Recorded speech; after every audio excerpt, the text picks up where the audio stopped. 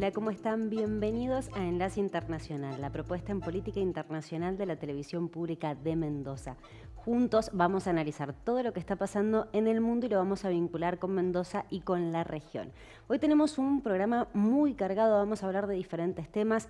Uno de ellos tiene que ver con el conflicto armado entre Armenia y Azerbaiyán, esta nueva escalada que se vivió la semana pasada y las repercusiones justamente en el marco de este conflicto histórico. También vamos a estar hablando del último adiós a la reina Isabel II y también vamos a estar analizando las protestas en Irán luego de la muerte de Mahsa Amini, una joven de 22 años que había sido detenida por la llamada policía de la moral, que falleció el viernes pasado y ha generado una ola de protestas.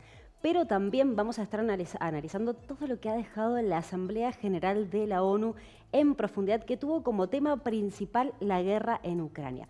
También vamos a tener, por supuesto, el segmento de ambiente y el segmento cultural. Pero antes, veamos el siguiente video y ya empezamos.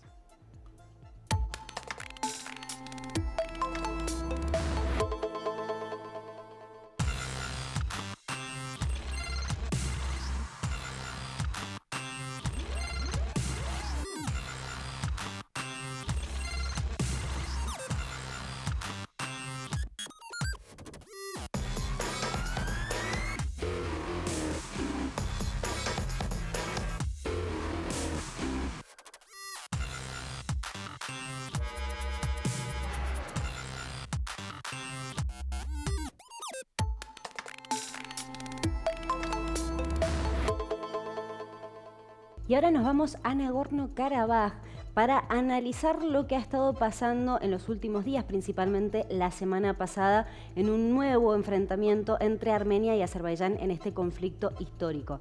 Pero no lo voy a hacer sola, sino que ya tengo en contacto vía Zoom a Aram Mouratian, que él es responsable de la oficina del Consejo del Consejo Nacional Armenio de Sudamérica. ¿Cómo le va, Aram? Un gusto. ¿Qué tal? Buenas tardes, un gusto, gracias por la invitación. Gracias, igualmente. Bueno, Aram, ahí más o menos anticipaba lo que ha pasado la semana pasada. Hubo un nuevo enfrentamiento desde más o menos la madrugada del martes, el lunes en la noche, madrugada del martes, hasta el jueves, en que se decretó un alto el fuego. Pero ¿qué es lo que ha pasado en esta ocasión? Porque hubo nuevamente un enfrentamiento armado. Recordemos que en 2020 hubo también la guerra que se llamó la Guerra de las 6 semanas. Exactamente, la guerra de los 44 días. Una pequeña observación respecto a lo que pasó el martes. No estamos hablando de enfrentamientos bilaterales, estamos hablando de un Estado, que es en este caso Azerbaiyán, que ha agredido y ha invadido territorio soberano de Armenia, ¿sí? La diferencia fundamental acá, la guerra de los 44 días tuvo lugar en Nagorno-Karabaj, que es una república de facto, fundada a partir de 1994, declarada en 1991, en el colapso de la Unión Soviética, que Azerbaiyán no reconoce, reclama como propia, que nunca ha sido parte de la integridad territorial de Azerbaiyán, esto es importante decirlo, que la comunidad internacional durante muchos años, y hasta hoy de alguna manera también, reconoce como un territorio en disputa. Pero la particularidad del ataque del martes es que fue sobre el territorio soberano de Armenia, no sobre el territorio en disputa. Yo quiero tener igual cuidado a la hora de hacer esta distinción, porque en algún momento va a parecer que los ataques sobre Nagorno-Karabaj son aceptables y los que son sobre el territorio soberano de Armenia no, son igual de condenables. Pero es un evento nuevo, es una escalada nueva del conflicto, la mayor desde la guerra del 2020, y es algo que tiene la particularidad de que tampoco pasó entre 1994, que es cuando finalizó la primera guerra, y 2020, que es cuando empezó la segunda. El objetivo del ataque del martes es en gran medida testear un poco a la comunidad internacional. La respuesta ha sido muy tibia, así que sabemos que a la brevedad van a continuar con estos bombardeos. De hecho, en los últimos días tuvimos algunas violaciones al cese al fuego, menores, no de la magnitud que tuvieron los ataques de la semana pasada, que además tuvieron la particularidad de que fueron sobre infraestructura civil, sobre poblaciones, sobre ciudades. Tenemos hoy 200 muertos, más de 20 civiles 200 militares muertos, más de 20 civiles que fallecieron, 7.000 desplazados que han tenido que irse de sus hogares con motivo de estos ataques, y la situación es crítica, sobre todo porque estamos a la espera de nuevas ofensivas. Claro, bien. Justamente teniendo en cuenta la situación del contexto actual y de la guerra actual entre Rusia y Ucrania, ¿esto puede ser, digamos, este ataque tiene que ver un poco con la situación de Rusia, que es un aliado de Armenia y de hecho tiene un tratado para defender el territorio? ¿Se ha aprovechado Azerbaiyán de la situación por ahí de que Rusia está concentrado en la guerra? Sí, hay un detalle respecto a eso. Ataques como los que pasaron la semana pasada toman meses de planificación, ¿sí? Esto estaba bastante premeditado. De hecho, si uno mira la retórica y la forma de expresarse del presidente de Azerbaiyán, Ilham Aliyev, las amenazas son constantes, son permanentes. Este no es el primer ataque sobre el territorio soberano armenio. Esto, desde el fin de la guerra y desde la firma del acuerdo tripartito del 9 de noviembre de 2020, que puso el primer cese al fuego de la Segunda Guerra, las invasiones y los ataques han sido constantes, sobre todo contra población civil y principalmente en Nagorno, pero no únicamente en Nagorno-Karabaj. Claro. Sí, no hay ninguna duda de que la retirada de las tropas rusas de Kharkov en Rusia motivó o alentó, o sea, como una ventana de oportunidad para iniciar este ataque. Estamos seguros de que estuvo planificado mucho antes, sobre todo por la magnitud que tuvo, ¿sí? Fueron 2 días de bombardeos intensos con artillería, con drones. Son cosas que toma tiempo preparar, no se hacen de un día para el otro.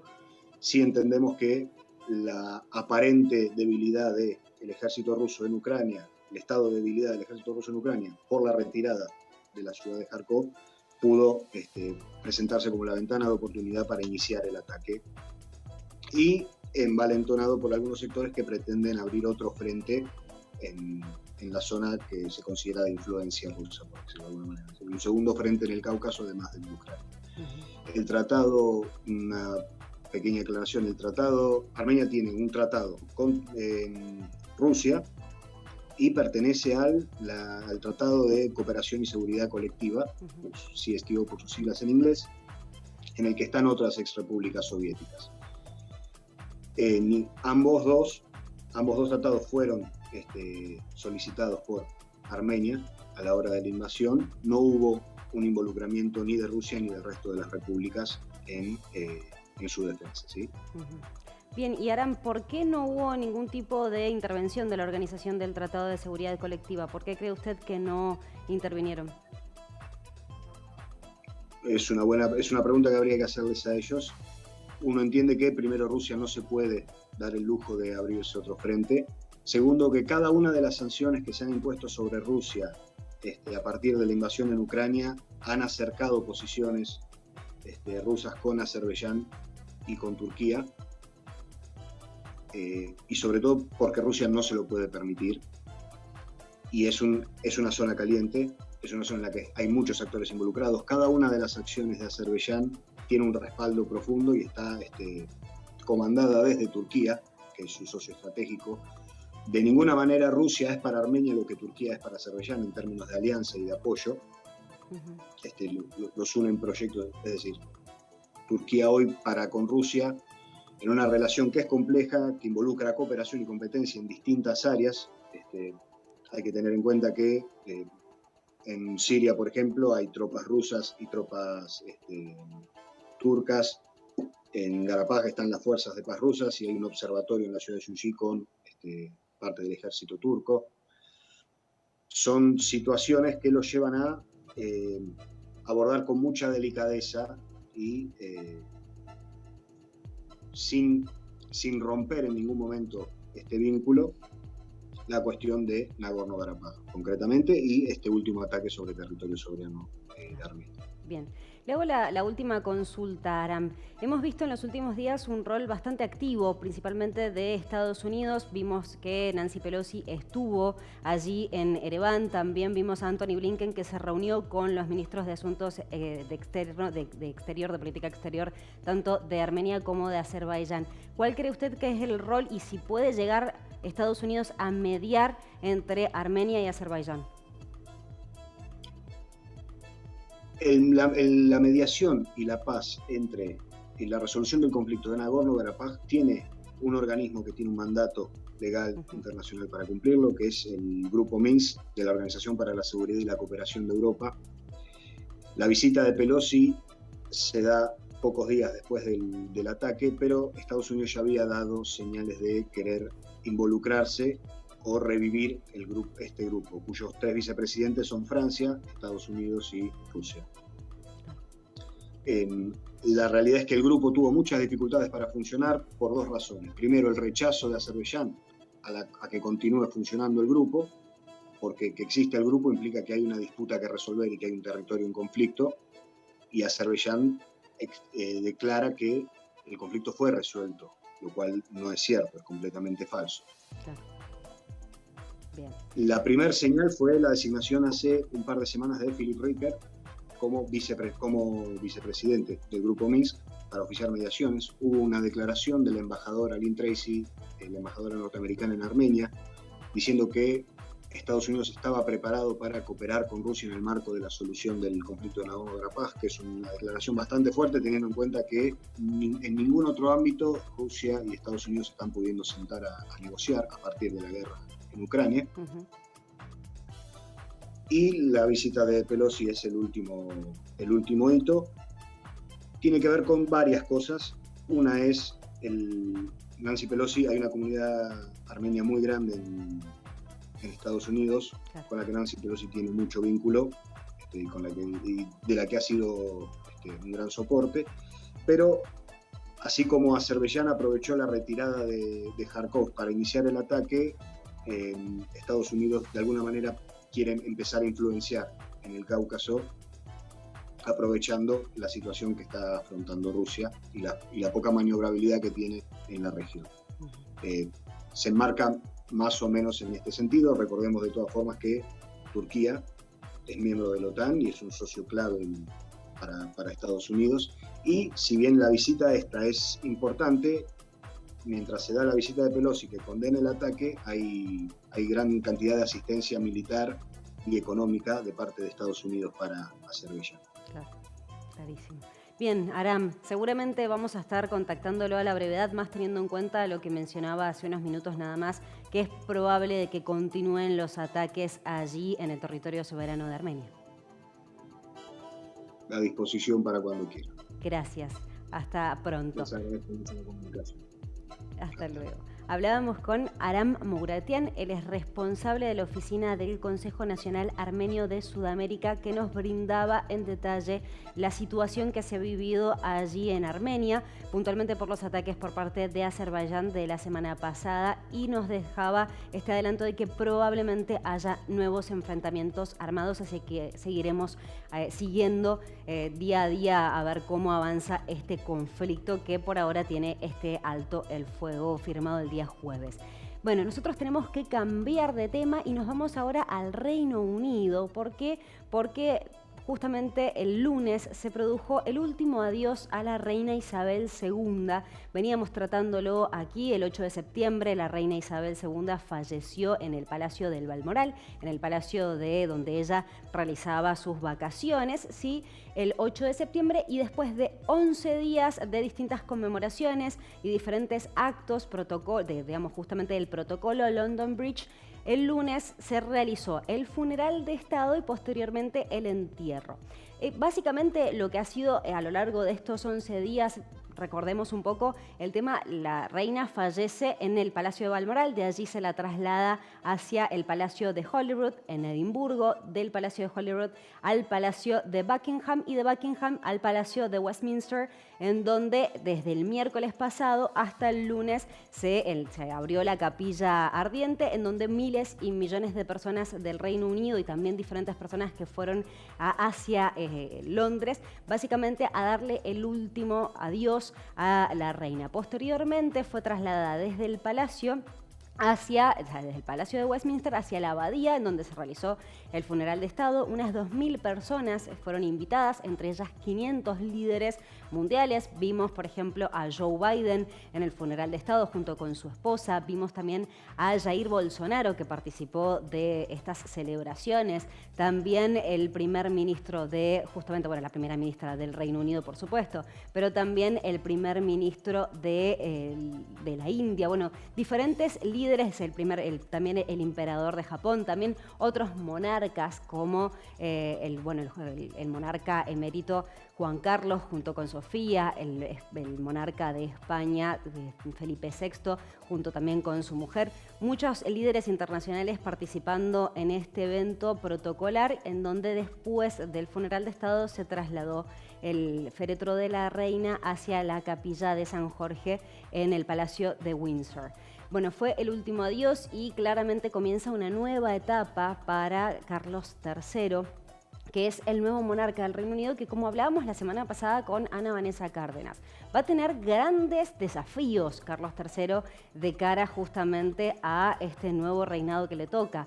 Lo hablábamos con Vanessa en el sentido de, por ejemplo, ya distintas excolonias que están pidiendo la independencia definitiva, romper con la corona, como por ejemplo Antigua y Barbuda, lo que pasó con Barbados en noviembre del año pasado, que se proclamó como una república.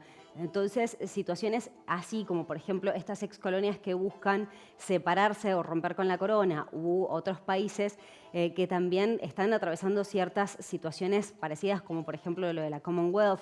También la situación de Irlanda del Norte y de Escocia. Escocia, que recordemos, está convocando a un referéndum de independencia para octubre del año que viene. Esto ha empezado a judicializarse, ha quedado en manos de la Corte Suprema, que va a tener que, digamos, justamente pronunciarse en base a si va a ser vinculante o no el referéndum del año que viene. Y el conflicto en Irlanda del Norte, que nosotros lo venimos tratando hace tanto tiempo, en el sentido de justamente el conflicto entre unionistas y entre justamente republicanos. Cuestión de que los unionistas no aceptan formar un gobierno porque la victoria del Sinn Féin allí en Irlanda del Norte realmente va a tener un contexto muy complejo, no solamente desde la perspectiva, digamos, de los distintos países y dentro del mismo Reino Unido, sino también frente a la situación de crisis económica que, recordemos, está atravesando una situación muy grave. 10% de inflación fue en agosto. Se habla de un 300% de aumento de las facturas energéticas, en donde se habla de que 45 millones de británicos no van a poder pagar las facturas o van a tener que elegir entre o calefaccionar sus casas o comer. Entonces, la situación, el panorama es muy complejo, y teniendo en cuenta que la figura del rey es más bien, digamos, su rol es más simbólico que político, algo que Carlos, digamos, justamente en su rol como príncipe, de hecho se conoció en 2015, cartas que habían mandado distintos ministros, digamos, opinando sobre la situación. Bueno, ahora no va a poder hacerlo. Bueno, vamos a seguir, todo lo que pasa allí en el Reino Unido en base a esta situación. Bueno, nosotros cerramos este tema y nos vamos hacia Irán, que la situación es bastante compleja debido a las protestas. Y ya tenemos en comunicación telefónica a mi coequiper Augusto Grilli Fox. ¿Cómo estás, Augusto? ¿Cómo te va, Luz? ¿Cómo estás? Todo bien, muchas gracias por el contacto. Y Augusto, bueno, básicamente lo anticipaba, la situación es muy compleja en Irán después de la muerte de Mahsa Amini, la joven de 22 años que fue detenida por la llamada policía de la moral. Exacto. Bueno, como ha replicado varios medios a nivel global, la situación es hipercompleja. Esto ha desatado sin duda una cadena de manifestaciones muy importantes. En Irán principalmente, las cuales han sido lideradas por mujeres, corrompiendo con la lógica del velo, tratando de generar manifestaciones en repudio absoluto por lo que ha sido este asesinato, podríamos confirmar, al cual la policía moral ha llamado o ha aplicado una lógica de una situación poco feliz, ¿no? Exacto. Bueno, recordemos a nuestros televidentes, Mahsa Amini fue detenida el martes pasado por supuestamente no llevar bien el velo o la hijab, que está establecido en el protocolo, justamente en el código de vestimenta, que la policía de la moral se encarga, o también llamada patrulla de la orientación, se encarga de controlar que las mujeres utilicen. La arrestan y después, 2 horas después, en Teherán, 2 horas después la llevan a un hospital y ya directamente estaba en coma, y lo que dice la policía es que sufrió un paro cardíaco y que no fue golpeada pese a lo que dice la familia. Exacto, la situación por parte de las fuerzas de seguridad de Irán es poco clara y de hecho cada vez se complica más. Y lo que ha generado esto es que se visualiza a nivel global y de hecho también el pronunciamiento de distintas ONG, de distintos actores políticos, sociales y en materia de derechos humanos a nivel global. Exactamente, uno de ellos es Amnistía Internacional, porque bien como señalabas vos, ha generado una ola de protestas y principalmente lideradas por mujeres, no solamente en Teherán ni en Sagués, que es la provincia natal de Amini, del Kurdistán iraní, sino en más de 15 ciudades, en donde lo que están protestando es principalmente por los derechos de las mujeres y para que se elimine esta obligatoriedad del velo justamente que establece el régimen islámico.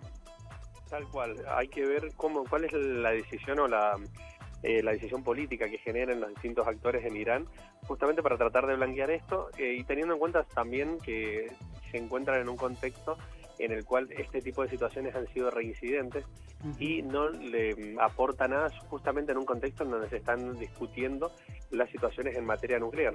Exactamente, como bien señalas vos, esta cuestión nuclear está en el gran tema y el tema político. Ahora hay que ver, como vos también señalabas, el impacto político, porque por ejemplo, Ebrahim Raisi, el presidente de Irán, se comunicó con la familia de Mahsa Amini y dijo que va a generar una investigación en profundidad para ver qué fue lo que pasó. Pero posteriormente, desde la policía de Irán, han salido a desmentir estas acusaciones, han dicho que no falleció bajo la custodia de la policía, sino que tenía antecedentes de, que había sufrido a los 5 años un problema en la cabeza, que tenía estos problemas de paro respiratorio, o sea, de paro cardiorrespiratorio anteriores, y la familia dice que era una joven completamente sana. Tal cual, tal cual. Yo creo que esta situación lo que hace es hacer más engorroso por ahí el rol de las fuerzas de seguridad y más complejo aún. Ante la sociedad están bastante deslegitimados y a lo que van a terminar llevando justamente es a mayor respaldo internacional sobre los reclamos de la mujer en Irán. Exactamente. Bueno, y de hecho hasta inclusive los mismos partidos más reformistas en Irán están pidiendo cambios, están pidiendo que se elimine esta obligatoriedad de la yihad y también que se elimine la policía de la moral, como también se conoce como patrulla de la orientación.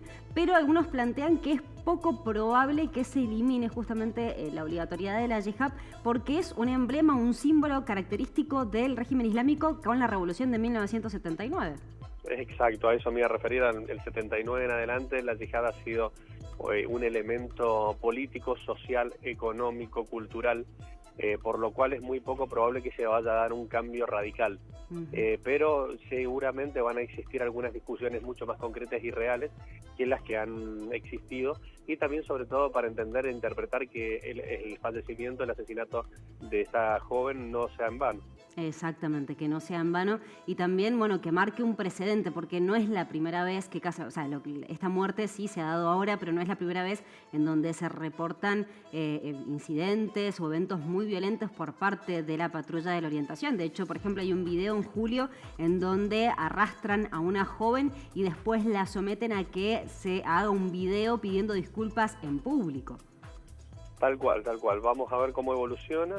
Y en qué queda también esta situación que, como te digo, ha sido hiper delicada y lo más importante es que las distintas posiciones que se han tomado a nivel global, tanto de Occidente, también se apliquen en otros sectores del planeta para que esto sea un repudio absoluto. Exactamente, la situación es muy compleja. Seguimos viendo la ola de protestas. Hasta ahora son 17 las personas fallecidas, según lo que han reconocido las autoridades iraníes, pero según distintas organizaciones de derechos humanos, han planteado que son más de 30 los fallecidos en estas protestas.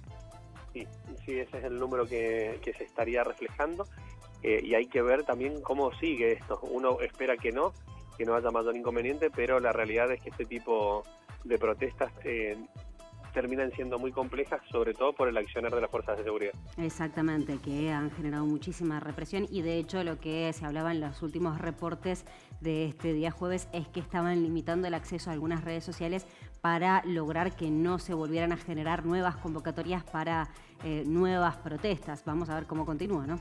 Exacto, a redes sociales y al propio acceso a Internet estaba sensibilizado, así que esto manifiesta justamente el impacto de las protestas. Exactamente, así que vamos a seguir atentos con este tema. Pero nosotros nos vamos a ir hacia Italia porque este domingo son las elecciones, ¿no, Augusto? Exacto, este domingo se llevan a cabo, el domingo 25.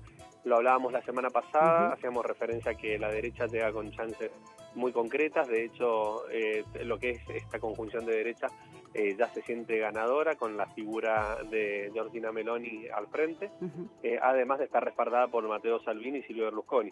Exactamente, 45% de intención. Hay que ver qué es lo que ocurre y también teniendo en cuenta el cambio de la ley electoral en donde se reduce la cantidad de escaños que se van a obtener, digamos, el domingo, que se van a votar. Pasa de 600 diputados a 400 y de 400 senadores a 200.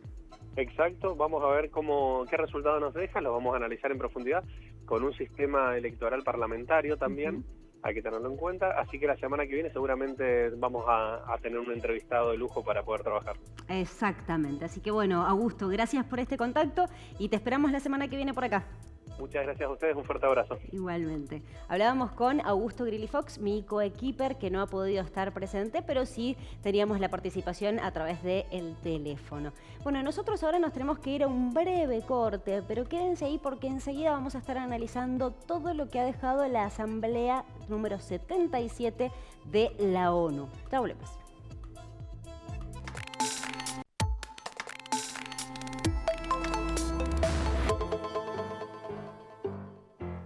Continuamos en Enlace Internacional y ahora nos vamos a Nueva York. ¿Por qué? Porque allí se ha desarrollado la Asamblea General de la ONU.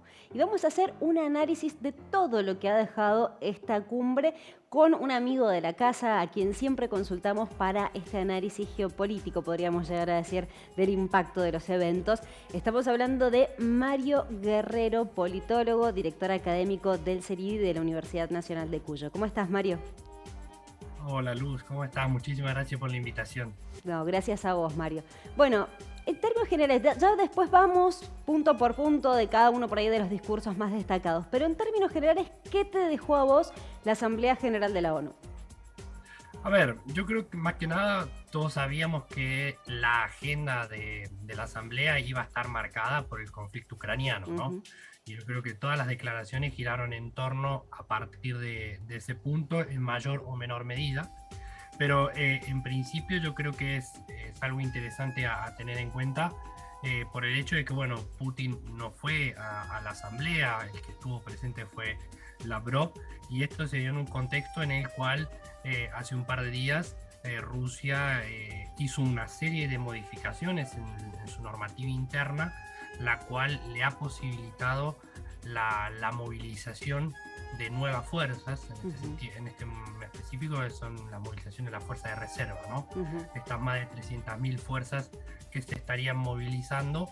Entonces, en este contexto es que se hicieron una serie de declaraciones en contra de Rusia, principalmente en lo que tiene que ver, que para mí es uno de los puntos más destacados, sobre las posibilidades o la intención, siempre hay que entenderlo dentro de estos esquemas declarativos, ¿no? De realizar reformas dentro de la ONU a los fines de evitar lo que viene pasando en el Consejo de Seguridad, que Rusia viene vetando todo lo que tiene que ver al conflicto ucraniano y que se muestra en una abierta en contra de Rusia, ¿no? Exactamente. ¿Y crees que es factible modificar justamente el Consejo de Seguridad de la ONU, de, por ejemplo, lo que pedía Vladimir Zelensky, de sacarle el derecho a voto, de incorporar más voces también en este Consejo? No, yo creo que no, porque significaría realmente tocar una de las aristas institucionales más importantes desde la finalización, de la Segunda Guerra Mundial. Claro. Estamos hablando de que, para aquellos que no sepan, el Consejo de Seguridad está compuesto por 15 miembros, de los cuales 10 son rotativos, están asignados continentalmente, pero son rotativos, y hay 5 miembros permanentes, que son los ganadores de la Segunda Guerra Mundial, y entre ellos se encuentra Rusia. Entonces, tocar uno de esos intereses me parece que es algo bastante complicado, a pesar de que Biden haya expresado explícitamente la necesidad de reformar. Porque tengamos en cuenta de que esto es algo que declarativamente siempre ha estado en la mesa de negociación. Claro. De hecho, el BRICS mismo ha hecho, desde que se fundó en el año 2009, ha emitido declaraciones constantes en la de que el Consejo debe ser reformado y Brasil y la India deberían incorporarse como miembros estables del Consejo de Seguridad. Significaría una reestructuración del esquema de poder en materia de seguridad militar, que yo la veo muy difícil en este contexto que se pueda ser reformado. Exactamente. Bien, ahora sí te parece por ahí ponernos a analizar algunos puntos destacados. Uno, a mi entender, o que me llamó bastante la atención, fue la participación de Jair Bolsonaro, que prácticamente lo utilizó al discurso como proselitismo, o sea, de campaña electoral de cara al 2 de octubre. Sí, como una plataforma electoral más.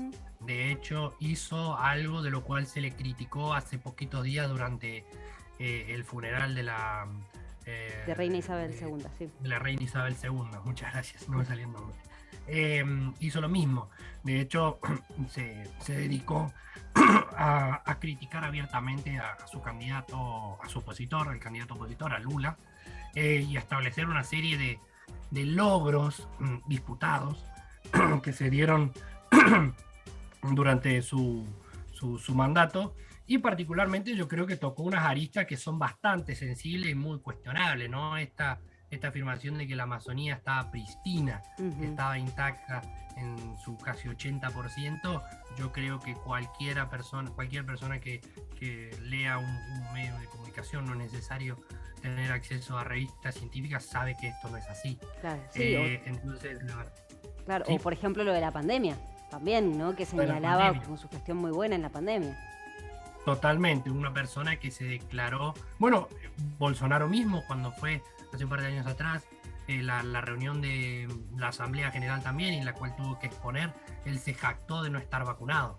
Entonces, estamos hablando de una persona que sí deliberadamente utilizó esta instancia para relanzar, seguir asentando su campaña electoral, y discursivamente hay muchos elementos que son muy críticos y muy apelables. Claro, exactamente. Bien, pasando a otro de los discursos que también, de hecho, se esperaba mucho y generaba mucha expectativa, que era el de Gabriel Boric, la primera vez que se presentaba ante la Asamblea General, dijo algunas declaraciones bastante interesantes, como por ejemplo que su gobierno él no entendía que hubiera sufrido una derrota porque nunca se podría interpretar, digamos, esta situación de derrota cuando el pueblo se pronuncia, ¿no?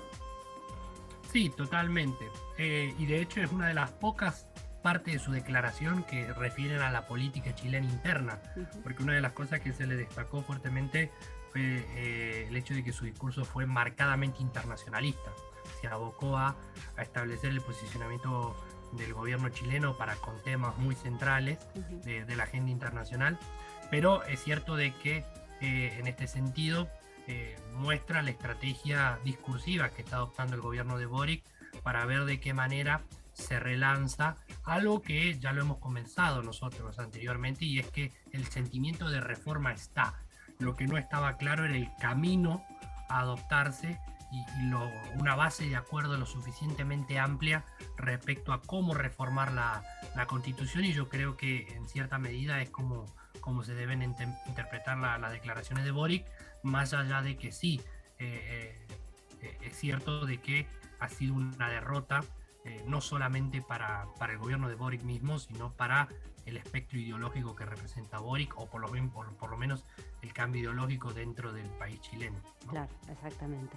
Bien, otro también que se presentaba por primera vez ante la Asamblea General de la ONU era Gustavo Petro, el reciente electo presidente de Colombia. ¿Qué te pareció? ¿Cómo evaluás el discurso de Petro? Yo creo que Petro ha sido el discurso más destacado, porque no solamente por la faceta poética que le resaltaron, algo lo cual es muy raro respecto de los mandatarios colombianos. Si hay algo que siempre se ha destacado de los expresidentes colombianos que han ido a la Asamblea General, es por tener un discurso marcadamente diplomático, muy mesurado, bien posicionado en una neutralidad, obviamente teniendo en cuenta las alianzas que tiene Colombia en algunos aspectos, que los cuales legitimaría ese tipo de posicionamiento. Pero yo creo que esta cuestión de lo de la irracionalidad en la guerra contra las drogas, la cuestión ambiental, forman parte de los ejes que él no solamente quiere imprimir en el cambio de la política exterior colombiana, sino particularmente hacia el interior, ¿no? con la Colombia misma, porque da cuenta de otros de los elementos que nosotros hemos discutido con anterioridad, ¿no? Digamos, la cuestión de la droga no solamente tiene que ver con la droga y los cultivos de droga. Él asoció el tema de cómo se utiliza el glifosato para eliminar plantaciones de coca, sino que estamos hablando de una serie de vectores en donde droga, violencia política, modelo de producción, todo lo demás, el clima, el cambio climático, etcétera, son factores interrelacionados, y eso quedó marcadamente claro en su discurso cuando él dijo de que era uno de los países más bonitos del mundo, pero los ríos no solamente traían agua, sino también sangre, ¿no? Sangre, entonces, exactamente, sí, fue algo duro.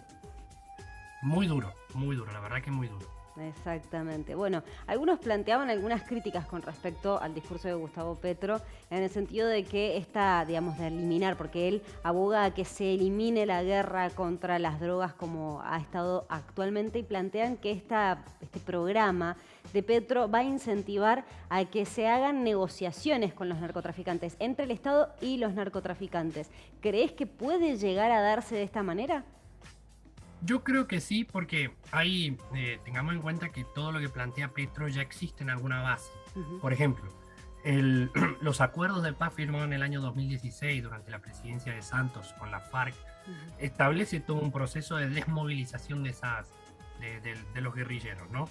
Y dentro de las políticas que se están contempladas hay un nivel de recursos muy grande que lo que busca hacer es refinanciar todo, o por lo menos establecer un programa que busque transformar la matriz económica sobre la cual se encontraban asentados todos estos movimientos guerrilleros y establezcan nuevos emprendimientos. Bueno, lo que hacía afirmación Petro abreva o toma punta de lanza en todos estos temas, porque también es cierto de que hay una cuestión. Por ejemplo, la coca es, digamos, la producción de cocaína es una foto actual, pero muchos de los sectores campesinos que actualmente se encuentran produciendo coca, antiguamente producían, por ejemplo, café. Claro. Y no necesariamente en los lugares específicos donde se produce café, sino que son campesinos trasladados, es decir, que fueron por ejemplo, desde el sur hacia el norte.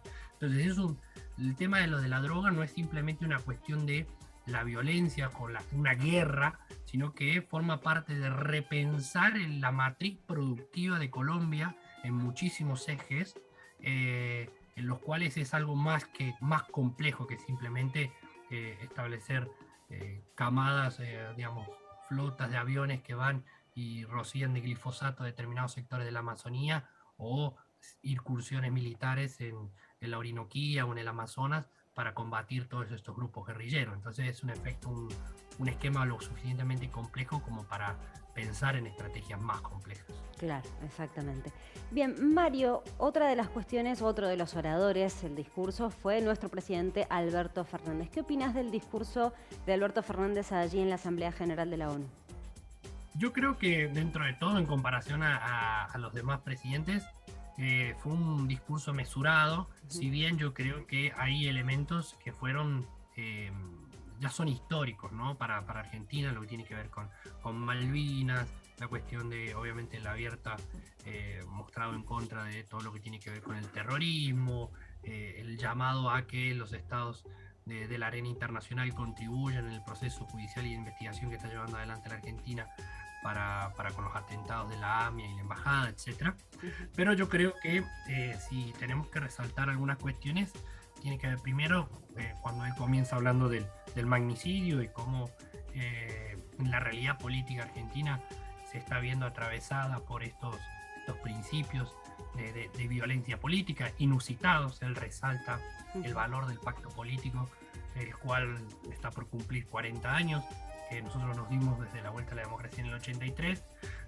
Y para mí, yo creo que una de las cuestiones, no incurrió mucho, pero la forma en que lo hizo es interesante, o por lo menos para llamar la atención, y es que él, cuando se recibió a la guerra de Ucrania, él habló de una avanzada militar de Rusia en Ucrania, y es una situación que debe ser resuelta por la vía de la paz, ¿no?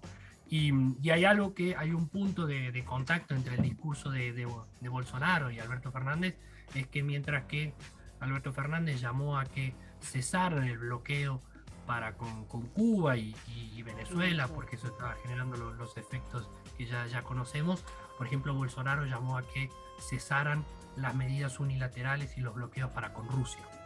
Exacto. Porque entendía de que no era la forma de resolver el conflicto. Entonces es una interesante comparar, porque es un mismo argumento pero aplicado para situaciones diferentes. Y un detalle, ¿no?, que no es menor, que es el hecho de que, por ejemplo, el gobierno argentino y el gobierno brasilero, que la mayoría de las veces se muestran como contrapuntos, al parecer en lo que tiene que ver con el conflicto ruso-ucraniano tienen algún punto de coincidencia o de acuerdo, ¿no? Exactamente, sí, también se planteaba el hecho de que Alberto Fernández no, o sea, si bien habla de la guerra y llama a que se resuelva a través del diálogo, como bien decías vos, no hubo ningún tipo de condena a la violación de derechos humanos. No, para nada. De hecho, lo que tiene que ver con la reivindicación de la agenda de derechos humanos vino por el lado de que en enero de este año a la Argentina se le dio la presidencia por primera vez del Consejo de Derechos Humanos y reivindicó y resaltó la importancia que para nuestro país significaba eso. Y de hecho, si uno se pone a mirar las situaciones o los países en los que se iban a revisar las situaciones de derechos humanos al comienzo del año, estaban más que nada orientados hacia países africanos o de Oceanía, o por ejemplo para el caso de Venezuela, pero Rusia no aparecía en el radar, no estaba en el radar. Exacto. Entonces hay que entenderlo en ese sentido, ¿no? Tal cual. Mario, y bueno, también otro de los discursos que generaba mucha expectativa y estábamos todos esperando a ver qué es lo que iba a decir, era principalmente del presidente de Ucrania, Volodymyr Zelensky, que fue el único autorizado a presentar un discurso pregrabado. Sí, lo cierto es que lo interesante es el llamado, ¿no? Yo creo que la asamblea toda asumió como principal objetivo ver de qué manera consolidaba el nivel de apoyo, ese apoyo de 140 y pico de países que apoyaron el rechazo para con la invasión a Ucrania. Lo que busca esta asamblea es consolidar esa posición, y yo creo que el discurso de Zelensky estuvo orientado hacia ese punto, ¿no? Particularmente yo creo que el punto más destacable es esto, lo que hacías mención vos, ¿no? El pedido de sanción para con Rusia a los fines de que dejara de vetar toda la serie de medidas que se estaban buscando implementar desde el Consejo de Seguridad.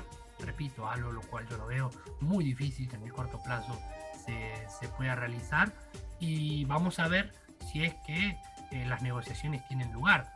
Hay países, yo creo que cada vez está teniendo más peso la coordinación que están teniendo los BRICS para con el apoyo con Rusia, pero lo cierto es que la coalición y el apoyo que está recibiendo Zelensky, y de hecho la contraofensiva que nosotros estamos viendo en Ucrania, se explica pura y exclusivamente por el nivel de apoyo que está teniendo por parte de la Unión Europea y desde Estados Unidos.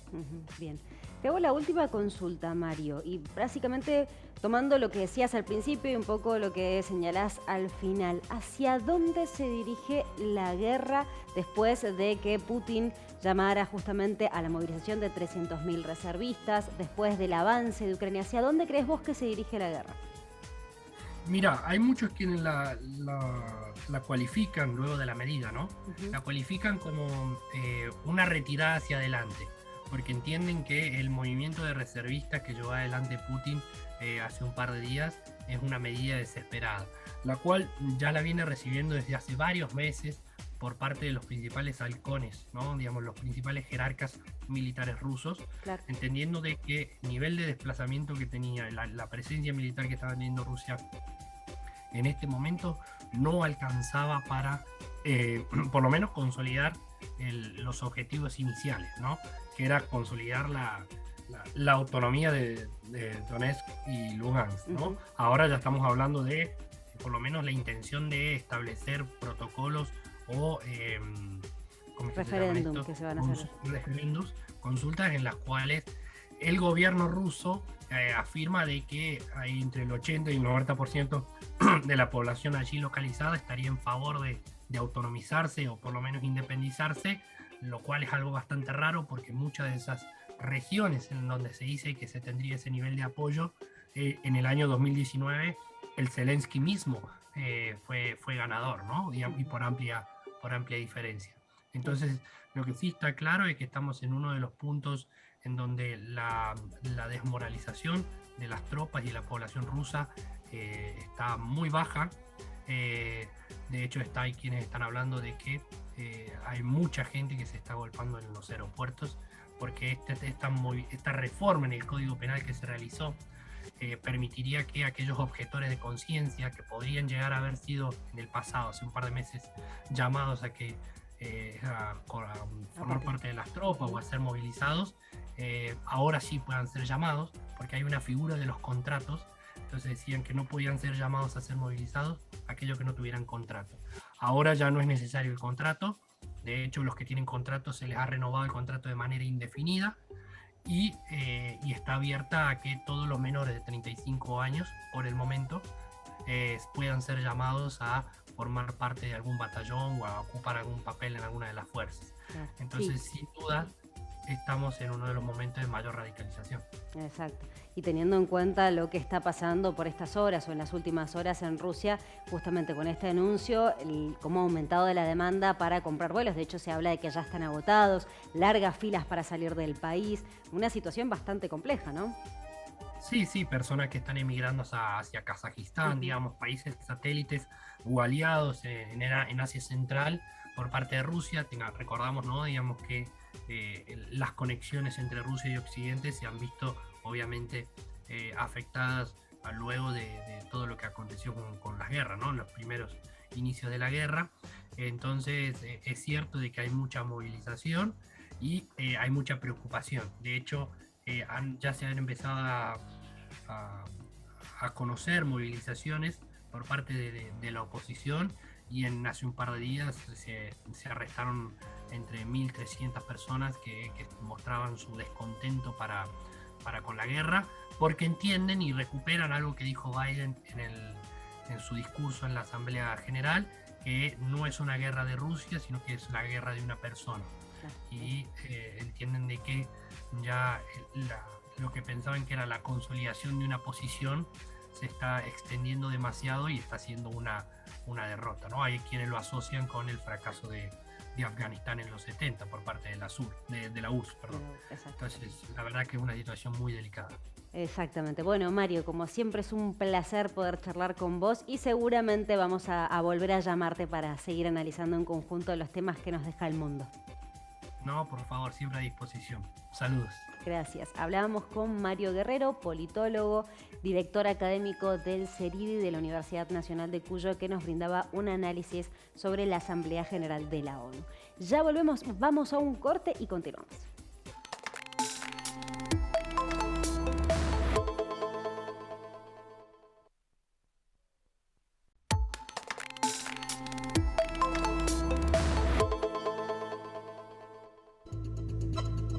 Último bloque de Enlace Internacional y nos vamos a meter de lleno en el segmento de ambiente, porque teniendo en cuenta justamente el paso del huracán Fiona por Puerto Rico, por República Dominicana, queríamos entender qué es un huracán, cómo se forma, cuáles son las temporadas, para lo cual ya tenemos a un especialista que nos pueda comentar sobre estos temas. Estamos hablando de Eduardo Banús, meteorólogo especialista también en cambio climático. ¿Cómo le va, Eduardo? Un placer hablar con usted. ¿Qué tal? ¿Cómo les va? ¿Cómo están? Muy bien, muchas gracias por este contacto. Bueno, Eduardo, básicamente la pregunta es, ¿qué es un huracán? ¿Cómo se forma un huracán que hemos visto que ha hecho realmente destrozos, por ejemplo, en Puerto Rico o en República Dominicana? Bueno, en principio lo que tenemos que tener en cuenta es que un huracán, o el huracán, es la tormenta más grande que existe. Para dar una idea, un tornado, que puede ser muy fuerte, los tornados llegan a tener vientos superiores a los de un huracán, pero son tormentas chiquitas que como máximo pueden tener un radio de 1,5 kilómetros. Pero un huracán es una tormenta gigantesca que puede tener entre 500 y 1.000 kilómetros de diámetro. nos damos una idea de lo que es esto, ¿no? Wow, claro. Esto es inmenso. Y además, esta tormenta está formada por esta gran tormenta está formada por una nube muy característica que se denomina cumulonimbus. Uh-huh. En la provincia de Mendoza se la conoce muy bien porque es la responsable de las granizadas. Ajá, bien. Bueno, el cumulonimbus que forma parte del huracán, no es uno solo. Imagínense un círculo de 500 kilómetros de radio y yo le empiezo a poner cumulonimbus adentro del círculo. Entran muchos, ¿no? Claro, muchísimo. Y si es de 1000 kilómetros, entran muchos más. Bueno, esto lo que da una idea de que es una tormenta realmente gigantesca, donde llueve, provoca enormes precipitaciones, uh-huh. Tremendas las precipitaciones líquidas y sólidas, granizadas muy grandes y vientos muy grandes. Sin embargo, es una tormenta que en su conjunto se mueve despacio. Ajá. O sea, cuando uno dice este huracán produjo 180 kilómetros por hora de viento, ¿sí? Es el viento que se genera alrededor de lo que se denomina el ojo del huracán. El ojo del huracán, que está en el centro del huracán, uh-huh. Justo en el ojo uno puede ver desde arriba en un satélite y ve hasta el suelo, porque ahí no hay nubes. Ese cilindro, el huracán gira alrededor de ese cilindro y con el cilindro además se mueve. Entonces, si yo estoy en el ojo del huracán, yo digo, ¡ay, qué suerte! Se terminó la tormenta. No, cuidado que cuando eso se mueva, el borde del ojo del huracán, desde ese cilindro hacia afuera, ahí es donde se registran las velocidades de viento más grandes. El huracán per se es una tormenta muy peligrosa, pero que necesita de muchas condiciones para producirse. En principio, la tormenta que existe antes de que el huracán se desarrolle es lo que se llama una tormenta tropical. Bien. Y vamos a hablar de las tormentas tropicales en la región donde nosotros vivimos, ¿no? Porque en otras partes del mundo también hay huracanes, pero tienen otro nombre. Por ejemplo, en Asia lo llaman de una forma y nosotros lo llamamos de otra. La palabra huracán proviene de los antiguos pobladores de América Central, que a esa tormenta feroz le llamaban huracán. Claro. Pero en otro lado lo llaman tifones. Uh-huh. Eso en el sudeste asiático. Esta tormenta, o sea, el Atlántico a la altura de lo que sería el Caribe, un poco más del Caribe, pero sí. En la costa oeste de África, es una zona realmente muy caliente del planeta, porque ahí estamos casi en el Ecuador, y las aguas muy calientes y la cantidad de humedad disponible que hay, lo que hacen es que ayudan a formarse grandes tormentas tropicales. Ahora, cuando estas tormentas tropicales empiezan a tener un grado de organización, ¿y esto qué significa? La organización quiere decir que uno puede ver a las tormentas desagregadas en diferentes lugares, pero cuando estas tormentas se empiezan a juntar uh-huh. y toman la forma de una espiral, con un ojo, donde en ese lugar que se llama ojo, ahí no hay una sola nube. Claro. Que todo el conjunto ese se mueve entre 3 y 5 kilómetros por hora, o sea, se mueve despacio. Uh-huh. Pero en esa rotación que produce, tenemos que tomar en cuenta lo siguiente. Cuando los vientos pasan a ser de 117, 118 kilómetros por hora y tiene todas las condiciones de una tormenta tropical, pero además adquiere la forma de organización, o sea, está organizada como una espiral, y además a la altura donde se mueve ese huracán, la temperatura del agua de mar es 27,5 grados o más. Sí. Entonces yo me animo, yo persona del Servicio Meteorológico de algún país o del Centro Nacional de Huracanes de los Estados Unidos, declaro que esa tormenta tropical es el huracán, claro, no de tal. Clarísimo. Claro, realmente Sí. es complejo el panorama, pero ha sido muy claro para poder entenderlo, ¿no? Porque uno por acá lo ve también tan lejos, pero que requiere todo este proceso que usted acaba de explicar. Pero, por ejemplo, hay fotos clásicas, ¿no? Que uno las puede encontrar en internet, donde puede ver en zonas de la Florida. Uh-huh. Por ejemplo, los troncos de las palmeras es un tronco realmente durísimo. Sí. Bueno, uno lo puede ver con un pedazo de madera que lo atravesó como si fuera una gilet al medio y lo abrió en dos. Sí. ¿Eso qué es? Un pedazo de madera que volaba por el viento de un huracán.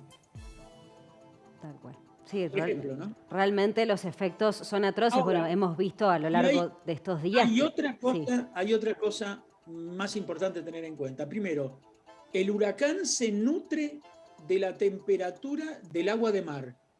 O sea que cuando el huracán empieza a agarrar, o sea, se desvía hacia la tierra, el huracán se empieza a gastar. Uh-huh. Claro. Ahora, como es una tormenta muy grande, hay una parte que está sobre la tierra, pero la otra parte todavía está en el agua. Uh-huh.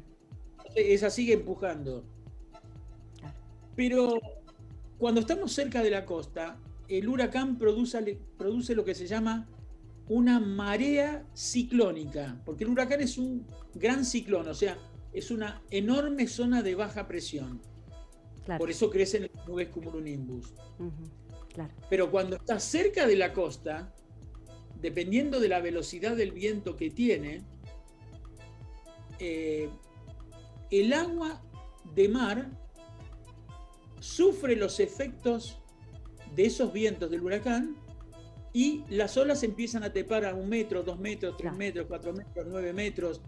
Y entonces el famoso huracán Katrina, que borró una famosa ciudad, cuna del jazz en los Estados Unidos, le pasó eso. Estaba cerca de la costa, en una ciudad que está construida debajo de lo que se llama la cota cero. O sea, tiene unos grandes diques que impiden que el agua de mar ingrese, porque la ciudad está más abajo. Exacto. Ahora, cuando llegó el huracán ese, el huracán pasó de ser... los huracanes tienen categorías de 1 a 5. Pasó de categoría 3, 4 y 5.